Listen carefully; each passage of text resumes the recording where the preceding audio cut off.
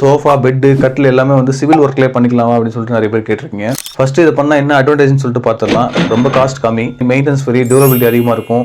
நீங்கள் life long அதை பற்றி கவலைப்படவே தேவையில்ல. கரையான் அரிக்கும், இல்லை ஸ்டீல்லாம் வந்து துருப்பிடிச்சு போகும், இந்த மாதிரி கவலைலாம் நீங்கள் தேவையில்ல. அடுத்து இதோட டிஸ்அட்வான்டேஜ் என்னன்னு சொல்லிட்டு பார்த்தீங்கன்னா, கம்ஃபர்ட் இருக்காது உங்களுக்கு. நிறைய டைம் நீங்கள் இடிச்சிக்கிறதுக்கோ இல்லை மேலே வந்து பெட்டில் படுக்கும்போது வந்து பெட்டோட திக்னஸ் ரொம்ப கம்மியாயிடுச்சுன்னா ரொம்ப ஹார்டாக ஃபீல் பண்ணுவீங்க.